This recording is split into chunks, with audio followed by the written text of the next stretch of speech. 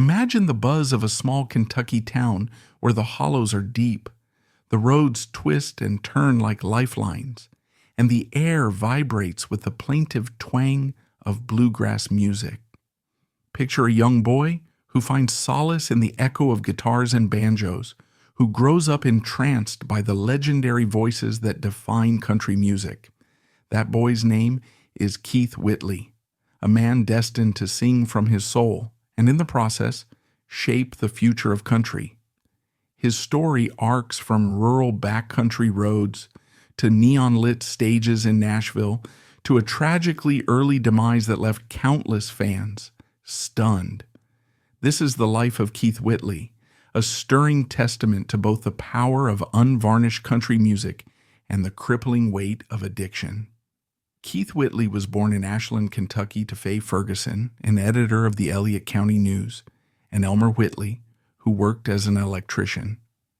Ashland is a city shaped by the rhythms of small-town life, but he spent much of his childhood 46 miles away in an even smaller place called Sandy Hook, home to about a few hundred people tucked away in the Appalachian foothills.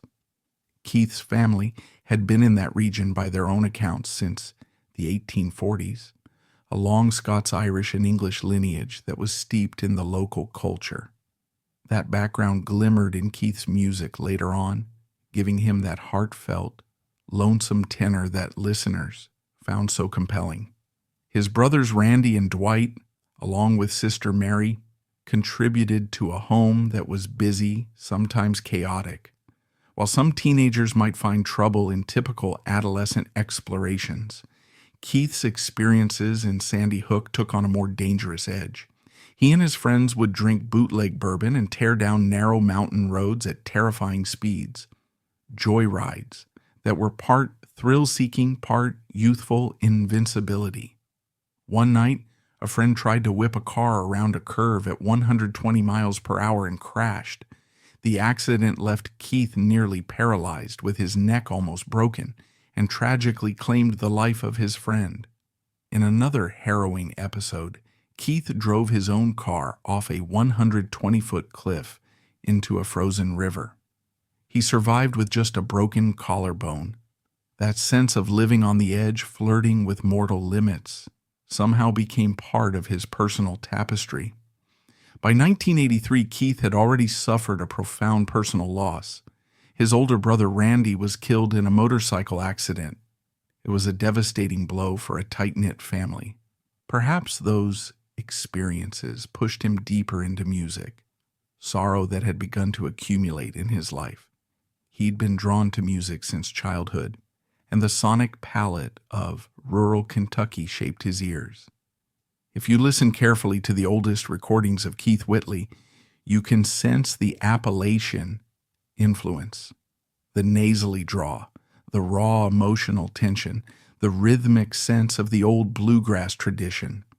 He idolized bluegrass legend Ralph Stanley, along with classic country luminaries like Hank Williams, George Jones, Merle Haggard, and Lefty Frizzell.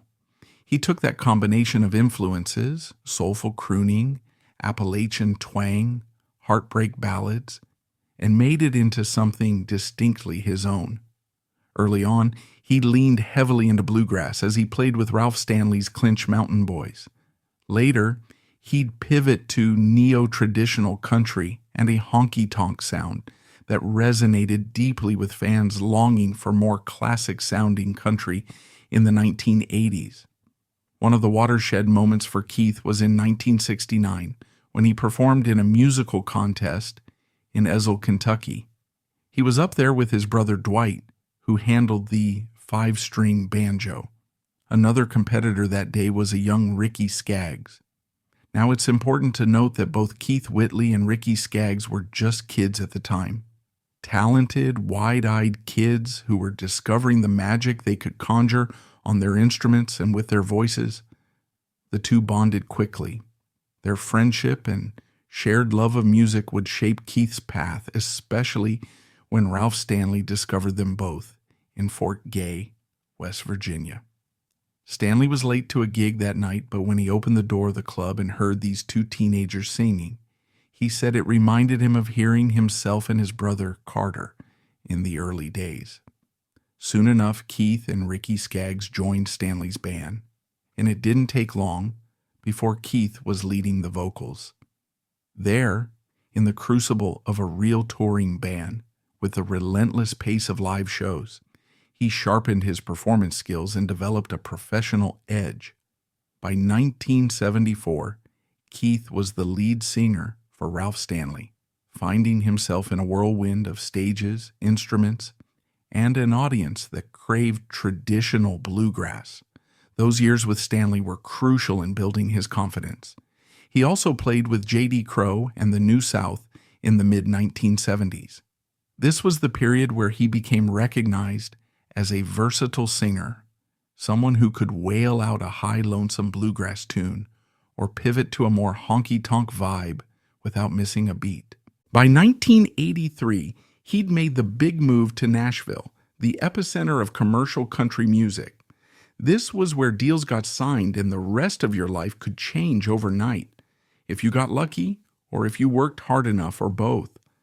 Keith soon inked a contract with RCA Records, a juggernaut label that seemed well positioned to take his raw talent and shape it into mainstream success. The first solo album, A Hard Act to Follow, arrived in 1984, and critics noticed something interesting. It blended a mainstream country style with glimpses of that pure, lonesome vibe that Keith had carried with him from the mountains. The album, though, lacked a certain cohesion. Critics found it erratic. It felt as though Keith was still straddling the line between his personal taste and what the label was pushing him to become. He refined his sound for the next album, L.A. to Miami, released in 1985. That record gave Keith his first top 20 country hit, Miami, Miami, a laid-back tune that introduced him more broadly to radio audiences. 3 more hits followed, 10 Feet Away, Homecoming 63, and Hard Livin'. The album also contained 2 gems that would become famous under other artists' names. On the Other Hand would later be a massive hit for Randy Travis, and Nobody in His Right Mind Would Have Left Her would go on to great success with George Strait. While promoting L.A. to Miami, Keith met country singer Lorrie Morgan. Their spark was immediate, and soon enough they were inseparable. In November 1986, they tied the knot. Their only child together, Jesse Keith Whitley, was born in June 1987. Keith also adopted Lorrie's daughter from her first marriage. For a time, they seemed like a rising power couple in Nashville. 2 young, beautiful, and hugely talented stars who might eventually rank with the iconic country couples of yesteryear. But as we'd soon learn, their story wouldn't follow the fairy tale path people often assumed it would. By 1987, Keith felt the creative restrictions of the music industry machine. He believed some of the material chosen for his next release wasn't up to par, so he persuaded RCA to put the project on hold. He wanted more control, a bigger say in the song selection, and a hand in production. The result was the 1988 album Don't Close Your Eyes, a record that soared far beyond anything he'd done before.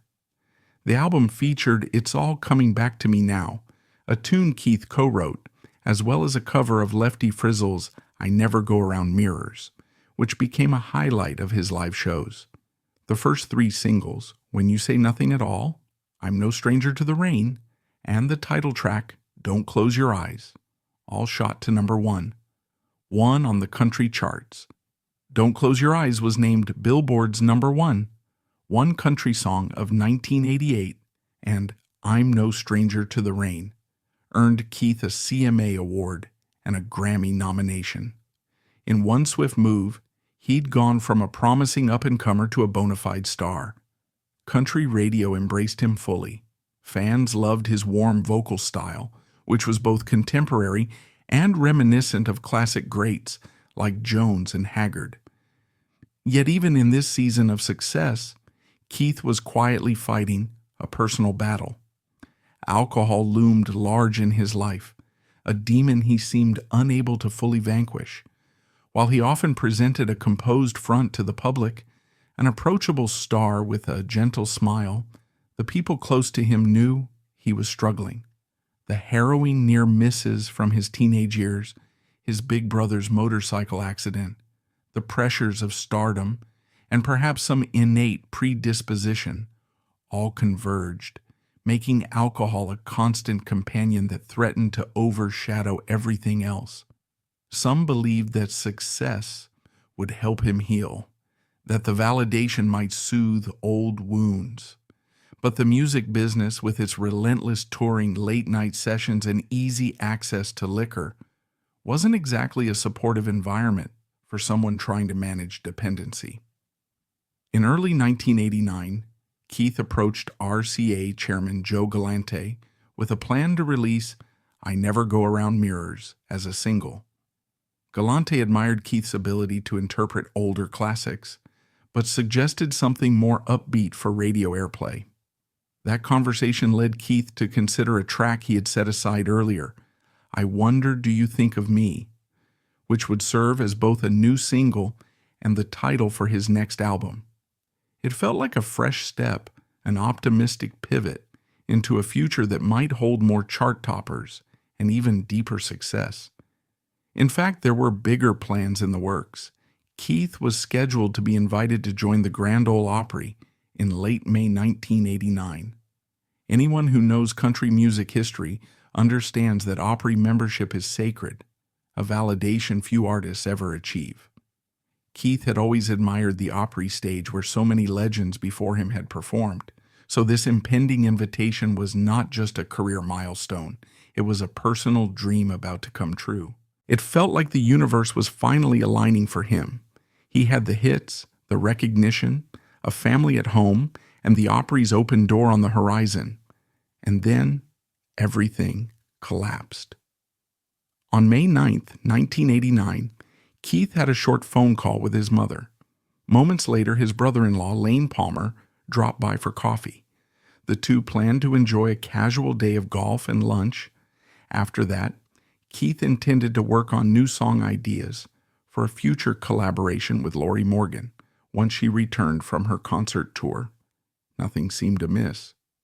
Palmer left around 8:30 a.m., telling Keith to be ready in about an hour. When Palmer came back, he found Keith unresponsive in bed. No frantic phone call to 911, no dramatic last words. An ambulance rushed Keith to the hospital, but it was too late. He was pronounced dead at 34. The cause? Acute ethanolism, alcohol poisoning. According to the medical examiner, Keith's blood alcohol level was a staggering 0.47, the equivalent of drinking around 21-ounce shots of 100 proof whiskey in a relatively short span. The shock reverberated through Nashville.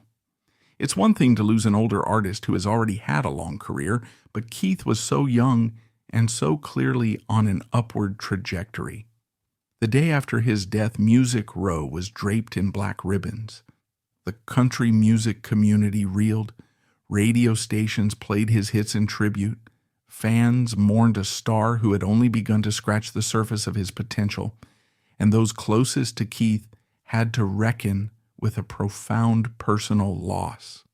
The funeral took place at the Spring Hill Cemetery outside Nashville, where Keith was laid to rest. His gravestone is etched with two phrases, reflecting a personal bond between him and Lori Morgan. The tragedy was compounded by a final note of confusion about Keith's birth year.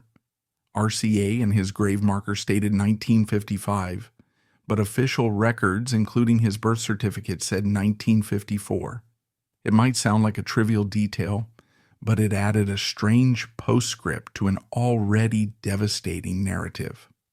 That year of difference in birth records felt like a metaphor for Keith's complicated life, a man who gave so much of himself in his music, yet struggled with fundamental aspects of self-identity and health.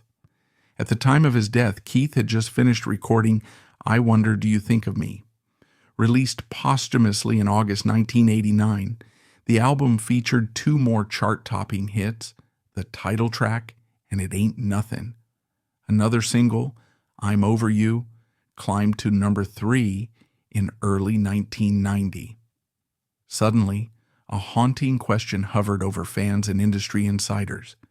If Keith had lived, would he have gone on to dominate the country charts for years? The consistency of his chart success suggested a resounding yes, but as with so many tragic figures in music history, we will never know what he might have accomplished had he conquered the demons that plagued him.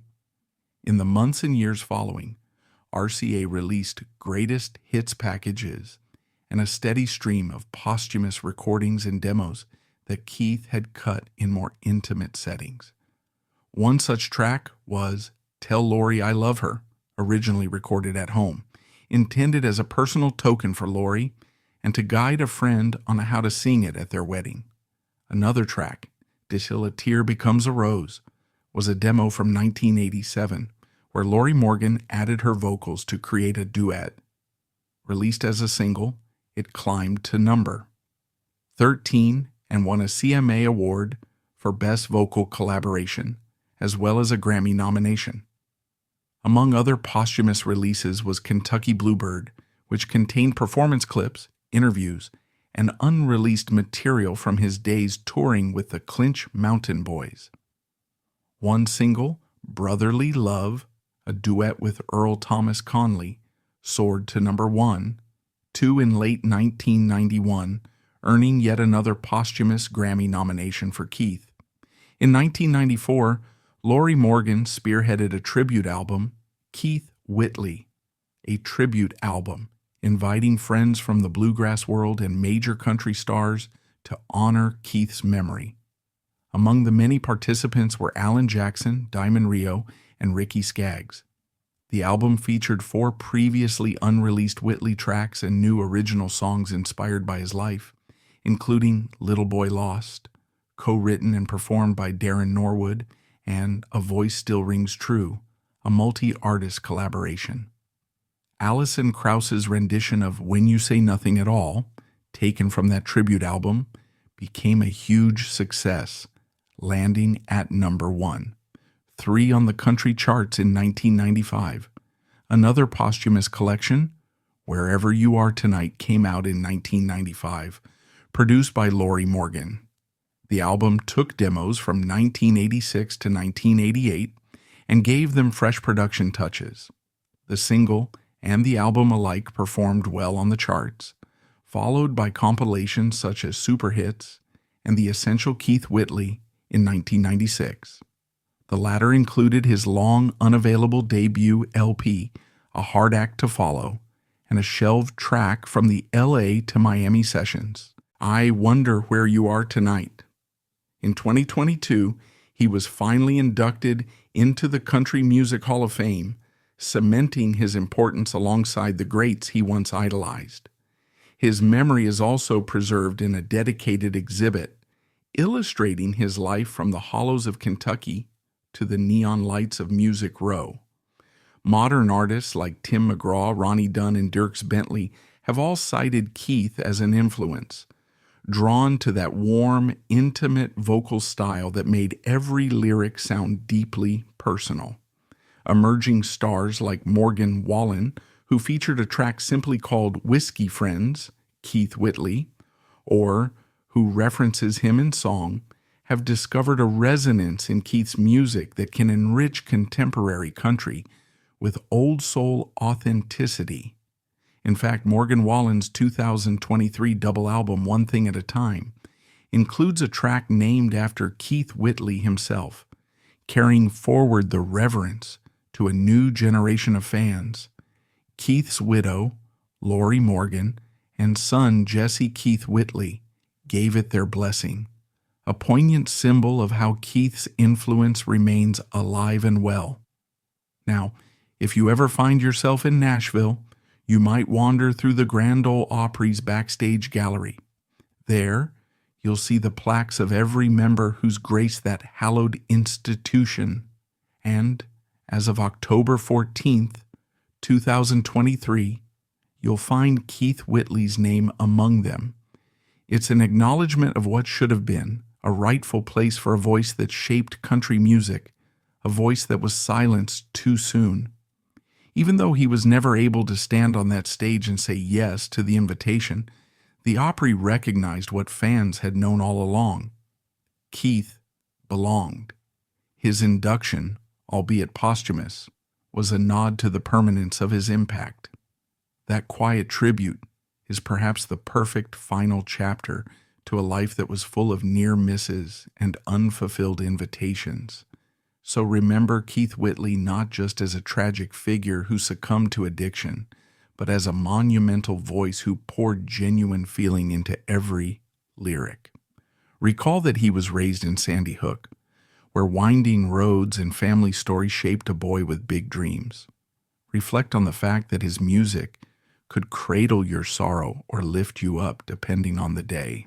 And lastly, let his story stand as a testament to both the fragility and the resilience of the human spirit.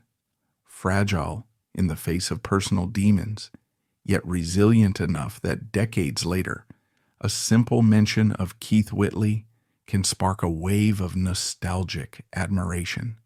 He might have left us physically in 1989, but his voice reverberates still, echoing across new generations, telling us, somewhere in that smooth Kentucky drawl, that he's no stranger to the rain, and neither are we. The best we can do is to heed the lessons of his life, celebrate the gold he left behind, and keep that voice alive in our memories. Because sometimes a voice this true never really fades away. It just keeps singing in the hidden corners of country music's soul.